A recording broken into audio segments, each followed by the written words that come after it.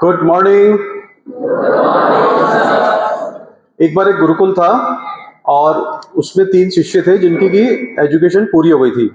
तो गुरुजी ने कहा कि इनकी परीक्षा करते हैं कि इनमें से किसकी शिक्षा वास्तव में पूरी हुई है, और उनको एक अपना उत्तराधिकारी बनाना था उनके बाद में। तो तीनों शिष्यों को उन्होंने अलग अलग बुलाया, है ना, और उनको एक टास्क दिया। तो पहले शिष्य को बुलाया, उसको बोला कि इस गुरुकुल के बाहर, जंगल के बाहर एक बहुत बड़ा पेड़ है, तुमको जाकर के उस पेड़ का अध्ययन करना है, उसका एनालिसिस करना है और फिर आके मुझे बताना है कि वो पेड़ जो है उसके बारे में बताना है। तो वो जाता है और वो काफी देर बाद आता है। गुरुजी पूछते हैं कि तुमने क्या देखा? तो कहता है गुरुजी मेरे को मालूम चला कि वो जहरीला पेड़ है, उसके जो पेड़, उसकी जो पत्तियां हैं, उसकी जो फूल हैं, उसकी जो टहनियां हैं, वो सब जहरीली हैं, बहुत हानिकारक है, और उसके नीचे भी अगर कोई बैठ जाए तो वो भी, उसको भी नुकसान हो सकता है। तो गुरुजी ने कहा कि अच्छा तुमने क्या किया? उसने कहा कि मैंने कुछ नहीं किया, मैं क्या कर सकता हूँ, तो मैं वापस आ गया। तो गुरु ने कहा ठीक है, अभी तुम्हारी शिक्षा पूरी नहीं हुई है, तुम वापस से अभी गुरुकुल में रहो। फिर दूसरे विद्यार्थी को बुलाया, दूसरे शिष्य को बुलाया, उसको भी ऐसे ही यही टास्क के लिए भेजा। वो गया और वो बहुत जल्दी, थोड़ी देर में वापस आ गया। वो फटाफट भागता हुआ आया, उसके हाथ में क्या था? एक कुल्हाड़ी थी। गुरुजी ने पूछा ऐसा क्या हो गया, कहाँ जा रहे हो, ये क्या कुल्हाड़ी वगैरह क्या लेकर के? तो बोले कि गुरुजी वो जो पेड़ है बहुत जहरीला है, वो तो बहुत नुकसान करने वाला है, वो उसके नीचे तो मतलब उससे तो बहुत हानि होने वाली है, कोई भी, किसी की मृत्यु भी हो सकती है, और इसीलिए मैं कुल्हाड़ी भी लेके आया हूँ कि मैं अभी जाकर के उसको काट देता हूँ। तो गुरु ने कहा रुको, तुम अभी ठहरो, है ना, उसको वहीं पे रोक देते हैं। फिर तीसरा शिष्य आता है, तीसरे शिष्य को भी यही टास्क के लिए भेजते हैं। तो सुबह होती है, सुबह के समय उसको भेजते हैं, तो वो काफी समय तक नहीं आता, दिन हो जाता है, नहीं आता है, वो शाम हो जाती है, नहीं आता, रात को बहुत लेट, वो काफी लेट आता है। तो गुरुजी पूछते हैं कि तुम कहाँ थे, इतने देर हो गए, मुझे चिंता हो रही थी। तो कहता है गुरुजी वो एक जहरीला पेड़ है और उससे बहुत ज्यादा हानि हो सकती है। तो गुरु ने कहा कि तुमने क्या किया? तो बोले कि मैंने चारों तरफ एक तो बाड़ बना दी उसके चारों तरफ, और वहां पे लिख भी दिया कि ये जहरीला पेड़ है, इससे सावधान रहना। तो गुरु ने कहा इसमें तो ज्यादा समय नहीं लगता, इसमें तो आधा घंटा 1 घंटा लगा होगा, तुम इतना लेट क्यों आए? तो बोले उसके बाद मैंने उसका और अध्ययन किया, मैंने विश्लेषण किया, और मैंने पाया कि वो जो विष है, वो जो जहर है उसके अंदर, वो विष अगर अल्प मात्रा में उपयोग किया जाए तो वो औषधि का काम करता है। तो मैंने उससे औषधि बनाई है, उस विष से, उस जहर से ऐसी दवाई बनाई है जो कि बहुत ही गंभीर रोगों में काम आ सकता है। तो गुरु बड़े ही प्रसन्न हुए, उन्होंने उसको गले लगा लिया। अब बताओ गुरु ने उन तीनों में से किसको अपना उत्तराधिकारी चुना होगा? तीसरे वाले को। सब सहमत हैं? ऐसा क्यों? तो देखो, श्रीमद् भगवद गीता में अध्याय 14 गुण त्रय विभाग योग, उसमें श्री कृष्ण बताते हैं 3 गुणों के बारे में। वो कहते हैं कि ये जो प्रकृति है वो 3 गुणों से बनी है। कौन कौन से 3 गुण हैं, कोई बता सकता है? 3 गुणों से प्रकृति बनी है। कृष्ण कहते हैं कि 3 गुण है, सत्व, रजस और तमस। इन तीनों से ही प्रकृति बनी है, और ये 3 गुण ही व्यक्ति के ऊपर भी, व्यक्ति के अंदर भी जो क्रियाएं चलती हैं वो इन 3 गुणों के कारण ही होती है। तो 3 गुण कौन कौन से हैं? सत्व, बोलेंगे सत्व, दूसरा रजस, तीसरा तमस। तो जो तीसरा शिष्य था उसमें सत्व की प्रधानता थी, और जो दूसरा था उसके अंदर रजस की प्रधानता थी, और जो पहला था उसके अंदर तमस की प्रधानता थी, है ना।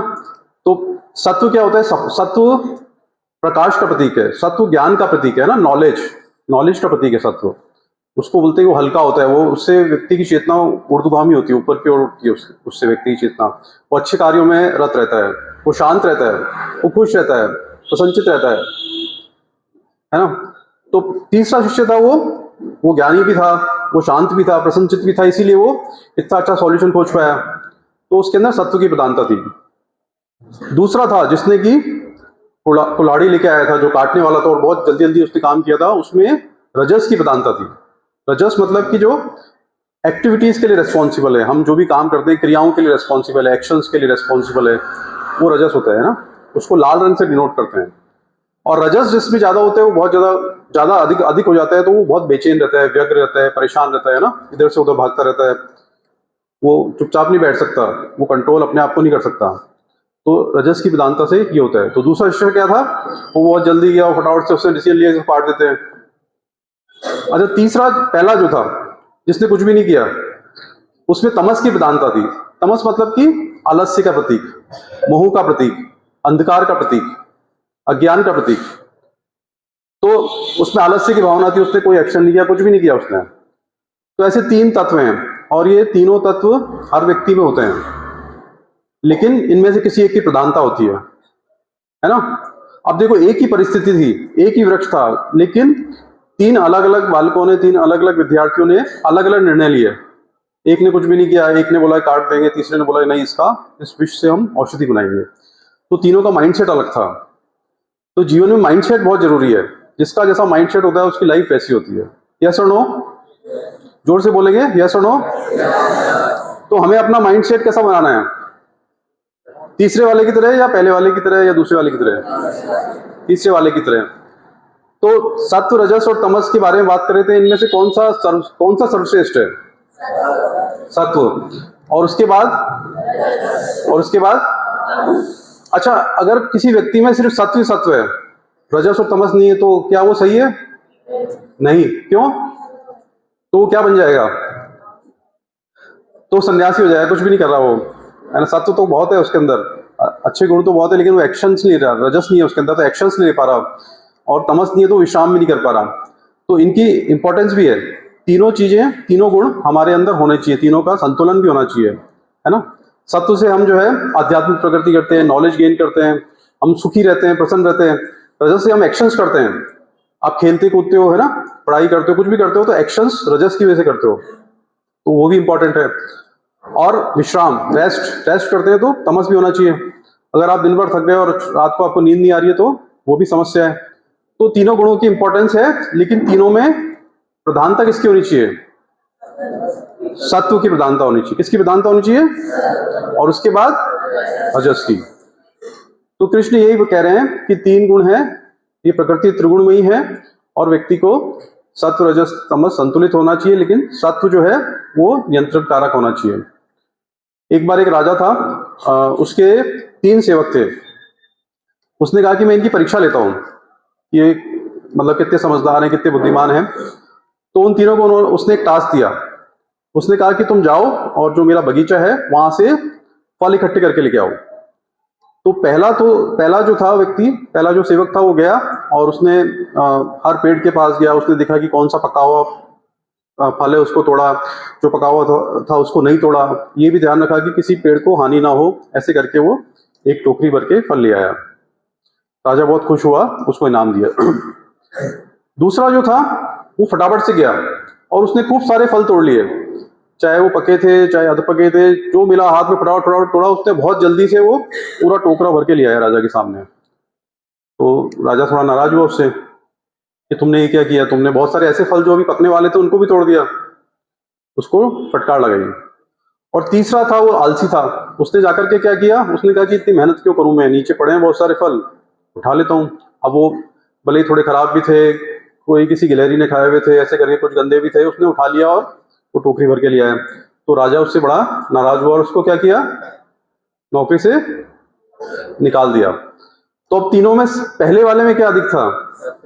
सत्व अधिक था। दूसरे वाले में, तीसरे वाले में, तो जो सत्व वाला है वो हमेशा आगे रहता है ना, वो सबको लीड करता है, उसकी प्रशंसा होती है, वो जीवन में सफल होता है। रजस वाला भी अच्छा कर सकता था, लेकिन उसमें सत्व की प्रधानता नहीं थी। उसने काम तो खूब सारा किया, बहुत मेहनत की, हार्ड वर्क किया, लेकिन आउटकम अच्छा नहीं आया। और तीसरे वाले ने तो कुछ किया ही नहीं, वो तो आलसी था। तो अपने को अब इन तीनों से अपने क्या शिक्षा मिलती है, अपने को क्या करना चाहिए इन 3 गुणों के बारे में जानने के बाद में? तो अपन बहुत सारी आदतों के बारे में बात करते हैं, हैबिट्स के बारे में बात करते हैं। मैं हैबिट बताऊंगा, आप बताना कि उसमें क्या प्रधान है ना। जैसे कि मान लो कि आपका कोई साथी है और वो बार बार आवाज देता है मम्मी को, मम्मी मम्मी, कई बार आवाज देता है, मम्मी आती है दौड़ के अपना काम छोड़ के, फिर वो कहता है कि मुझे पानी पिला दो। अब इसमें कौन सा गुण है? तमस। सब एग्री कर रहे हैं? करना चाहिए ऐसा? यस और नो? करना चाहिए? आवाज अच्छे से नहीं आ रही मुझे। यस और नो? नो। ठीक है। अब एक दूसरा बच्चा है, वो टीवी देख रहा है, वो रिमोट उठा करके बार बार चैनल चेंज कर रहा है, हर 5 सेकंड में एक चैनल चेंज, फिर चैनल चेंज, फिर चैनल चेंज। क्या है? सब एग्री कर रहे हैं? करना चाहिए ऐसा? आवाज नहीं आई मुझे। अच्छा, एक बच्चा है, वो सुबह 5 बजे उठता है, क्या अधिक है? आवाज नहीं आ रही। करना चाहिए ऐसा? करते हैं अपन? कितने बच्चे करते हैं या करना चाहते हैं? Raise your hands. 70%, 75, 85, 90% ऐसा कर रहे हैं, करना चाहते हैं। 10% नहीं करना चाहते। अब अच्छा, कुछ बच्चे क्या होता है कि कोई सेमिनार चल रही है, कक्षा चल रही है, तो बातें करते हैं। वो कौन सा गुण है? रजस, है ना। बार बार परेशान होना, इधर होना उधर होना, बेचैन होना। और एक बच्चा जो है वो क्लास में एकदम चुपचाप टीचर को ध्यान दे रहा है, फोकस उसका है, क्या ज्यादा है? सत्व ज्यादा है। जो एकदम शांति से सुनते हैं कक्षा में, उनका सत्व ज्यादा होता है। एक बच्चा बहुत लेट तक उठता है, वो 9 बजे 10 बजे, क्या ज्यादा है? होना चाहिए ऐसा? अच्छा, एक बच्चा जो है वो बार बार सोशल मीडिया, बार बार मोबाइल पे देखता है, कुछ बार बार हर थोड़ी देर में मोबाइल, बिना उसके रहा नहीं जाता। रजस, ऐसा होना चाहिए? एक बच्चा है वो सुबह और शाम को प्रेयर करता है और ध्यान करता है, योग करता है, क्या है? सत्व। तो कितने बच्चे ऐसे हैं जो ये सब चीजें करते हैं? प्रेयर, मेडिटेशन, योगा, कितने बच्चे करते हैं? Raise your hand. 10%, 20। तो एक बार इनके लिए जोरदार तालियां जो ऐसा कर रहे हैं। तालियां जोरदार होनी चाहिए, तालियां अच्छे से बजाओ, जोरदार तालियां इनके लिए। तालियों में कमजोरी, कमी है तालियों में। तो किसका प्रतीक है? सत्व रजस तमस में से तमस का प्रतीक है। अगर अपन कुछ नहीं कर रहे हैं, मतलब आलसी है, तो तमस का प्रतीक है ना। बातें नहीं। अच्छा, अब बताओ मुझे कि अपने को क्या करना चाहिए सत्व को बढ़ा। अपने अभी बहुत सारी बातें की, तो सत्व को बढ़ाने के लिए हमको ध्यान करना चाहिए, योग करना चाहिए, अच्छा हल्का पौष्टिक भोजन करना चाहिए और स्वाध्याय करना चाहिए, अच्छी किताबें पढ़नी चाहिए, श्रीमद् भगवद गीता पढ़नी चाहिए। तो इससे तुम्हारा सत्व बढ़ेगा। रजस को कम करने के लिए क्या करना चाहिए? रजस को कम करने के लिए क्या करना चाहिए? तला हुआ भोजन, जंक फूड्स, उसको कम करना चाहिए। अपनी जो इच्छाएं उनको सही डायरेक्शन देनी चाहिए। अपनी एनर्जी को, एनर्जी का प्रतीक है ना, एनर्जी को सही डायरेक्शन दो। निष्काम भाव से कर्म करो। कृष्ण कहते हैं कि जो भी कर रहे हो वो निष्काम भाव से, निस्वार्थ भाव से करो, तो मैं तुम्हारे साथ हूं, है ना। तो जो भी अपनी एनर्जी है उसको सही डायरेक्शन में लगाना है। बहुत ज्यादा विशेष नहीं करनी है अपने को। तुम्हारे लिए सोशल मीडिया से बचना है, तुमको ओटीटीज से बचना है, तो तुम्हारा रजस तुम्हारे काबू में रहेगा। तमस के लिए क्या करना चाहिए? सुबह देर से उठना चाहिए, तो सुबह जल्दी उठना चाहिए और रात को जल्दी सो जाना चाहिए। और अपने कमरे में प्रकाश होना चाहिए। जहाँ पे अच्छी हवा आती है, जहाँ प्रकाश आता है, तो वहाँ तमस कम होता है ना, आलस्य कम होता है। अपना जो जहाँ भी स्टडी करते हो, लाइट अच्छे से होनी चाहिए, वहाँ पे हवादार स्थान होना चाहिए, है ना। तो ये सब करके तुम तीनों गुणों को बैलेंस कर पाओगे और सत्व प्रदान हो पाओगे, तुम्हारा जीवन सफल हो जाएगा। ये अध्याय 14 गुण त्रय विभाग योग में बताया है। इसी तरह एक अध्याय और है, अध्याय 17 श्रद्धा त्रय विभाग योग। उसमें कृष्ण बताते हैं, श्री कृष्ण अर्जुन को बता रहे हैं ना। अर्जुन क्या है? मोहग्रस्त है, विषादग्रस्त है, वो युद्ध नहीं कर रहा है। उसका धर्म है कि वो क्षत्रिय युद्ध करे, पर वो युद्ध नहीं करना चाहता, वो मोह से ग्रसित हो गया। वो कहता है कि सामने मेरे भीष्म पितामह हैं, मेरे गुरु हैं, मेरे भाई बहन हैं, मैं उन पर कैसे शस्त्र चलाऊं। तो कृष्ण उसको समझा रहे हैं कि नहीं, तुम्हारी ड्यूटी है ये, तुम्हारा धर्म है ये, कर्म करना तुम्हारा कर्तव्य, करो। तो अध्याय 17 में बताते हैं कि 3 तरह के भोजन होते हैं, सात्विक, राजसिक और तामसिक। कौन कौन से होते हैं? सात्विक भोजन जो हल्का होता है, पौष्टिक होता है ना, जो शुद्ध होता है, जो जल्दी डाइजेस्ट हो जाता है। एग्जाम्पल बताओ सात्विक का। फल फ्रूट्स, बहुत अच्छा, इसके लिए एक बार जोरदार तालियां। तालियां। तालियों की कमी बता रही है कि क्या चीज ज्यादा है? तमस। फल फूल हुआ, दूध हुआ, घर का बना हुआ ताजा भोजन हुआ, ये सात्विक भोजन है। दूसरा राजसिक भोजन। राजसिक भोजन मतलब कि जंक फूड्स, जिसमें कि नमक ज्यादा है, तला हुआ ज्यादा है, जिसमें कि मिर्च मसाले ज्यादा है ना, वो राजसिक भोजन है। जंक फूड्स हुआ, फास्ट फूड हुआ, कोल्ड ड्रिंक्स हुए, तो इनको कम करना चाहिए अपने को। और तीसरा तामसिक भोजन। तामसिक मतलब कि जो अध अध पका है, जो बासी है ना, जो खाने लायक नहीं है, जो अपवित्र है, जो पुराना है, सड़ा हुआ है, वो तामसिक भोजन।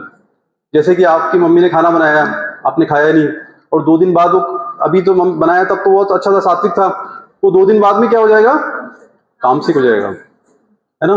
तो पुराना खाना या मार्केट में आधा पका हुआ खाना मिलता है, जो पचता नहीं है, बॉडी में पड़ा रहता है, फटता रहता है वो, है ना, तो वो नहीं करना।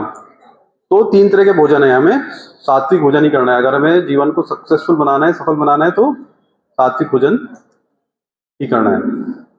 तो हमने काफी अच्छी अच्छी बातें की आज, है ना, अध्याय 14 के बारे में, अध्याय 17 के बारे में। ऐसे ही श्रीमद् भगवद गीता में 18 अध्याय हैं। कितने अध्याय हैं और कितने श्लोक हैं? 700। कितने हैं? तो 18 अध्याय, हर अध्याय अपने आप में एक योग है, एक तरीका है जिससे कि व्यक्ति अपने आप को सफल बना सकता है। 18 योग हैं। पहला अर्जुन विषाद योग, दूसरा सांख्य योग, तीसरा कर्म योग, चौथा ज्ञान कर्म संन्यास योग, पांचवा कर्म संन्यास योग, छठा आत्म संयम योग, सातवां राजयोग, आठवां अक्षर ब्रह्म योग, नौवां राजविद्या राजगुह योग, है ना, 10वां विभूति योग, ऐसे करके 18वां मोक्ष संन्यास योग। 18 अध्याय हैं, 18 तरह की डायमेंशन है, जिससे कि व्यक्ति कल्याण कर सकता है। और ऐसे बहुत बड़े बड़े विद्वान लोग हुए जिन्होंने गीता को पढ़ के अपने जीवन को सफल बनाया है। स्वामी विवेकानंद हुए, महात्मा गांधी, एपीजे अब्दुल कलाम।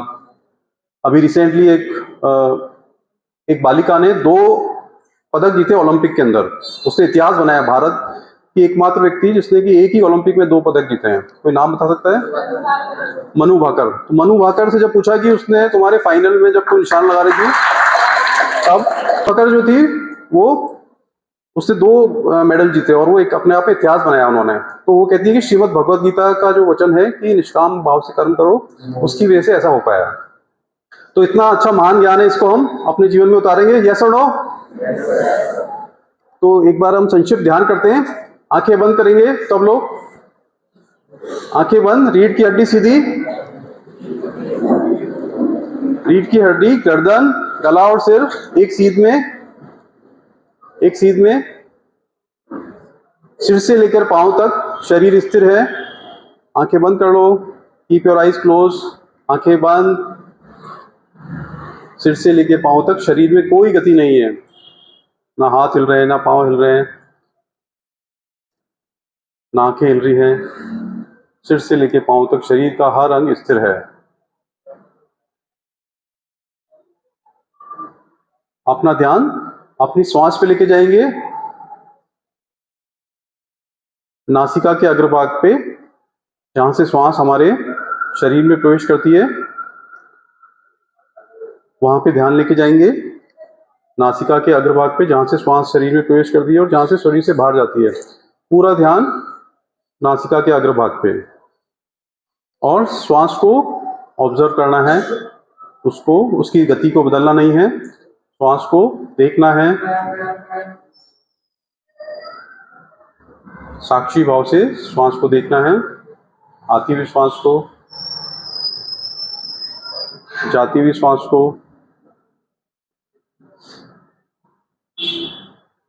शरीर स्थिर है, पूरा ध्यान श्वास के ऊपर।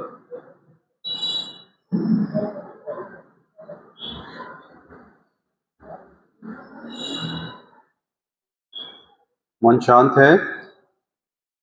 मन में कोई विचार आ रहे हैं तो उन्हें आने देंगे, उनसे स्ट्रगल नहीं करना है। शरीर स्थिर, पूरा ध्यान श्वास के ऊपर। आती हुई श्वास को देखना है, जाती हुई श्वास को देखना है। पूरा ध्यान नासिका के अग्रभाग पे, जहां से श्वास शरीर में प्रवेश करती है।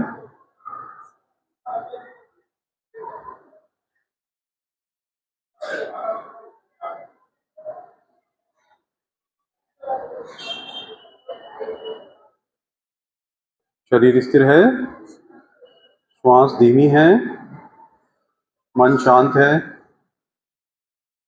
मन शांत है, मन शांत है। मैं अपने आलस्य पे नियंत्रण प्राप्त कर सकती हूँ। विजुलाइज करेंगे कि मैं अपने आलस्य पे नियंत्रण प्राप्त कर सकता हूँ।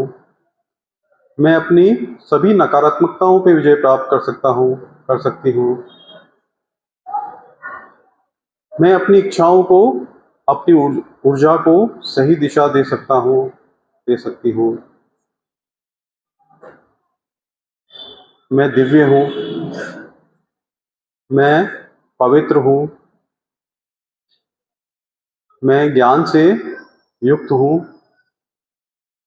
मैं शांत हूँ, मैं आनंद से भरी हूँ।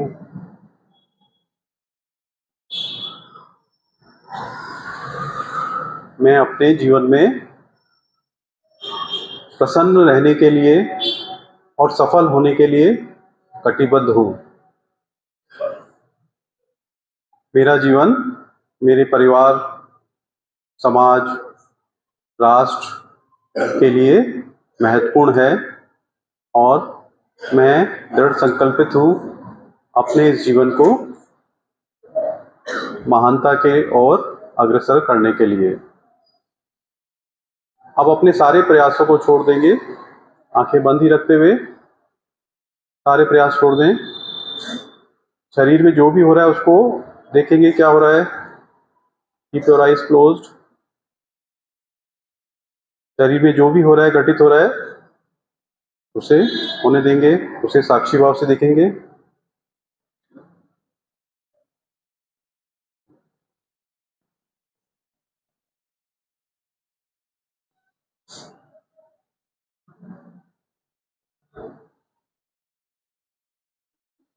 एक दो गहरी लंबी सांस लेंगे, आंखें बंद रखते हुए कुछ गहरी सांस लेंगे, सांस के प्रति जागरूक हो जाएंगे।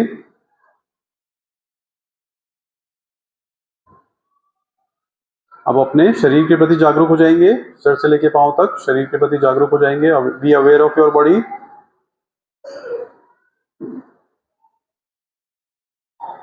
अपना समय लेते हुए, टेक योर ओन टाइम।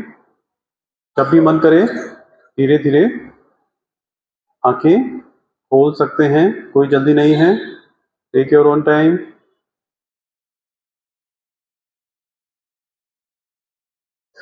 चेहरे पे मुस्कुराहट के साथ और पूरी शांति के साथ में धीरे धीरे आंखें खोलेंगे। दोनों हाथों को रब करना है और आईज के ऊपर लगाना है, चेहरे पे, सिर पे लगाना है। चेहरे पे प्रसन्नता और शांति के साथ में। अब करना क्या है, पूरे दिन अपने को ऐसे ही प्रसन्न रहना है, शांत रहना है ना। तो आप सबका बहुत बहुत धन्यवाद। आपके भविष्य के लिए हार्दिक शुभकामनाएं। Thank you very much. Thank you.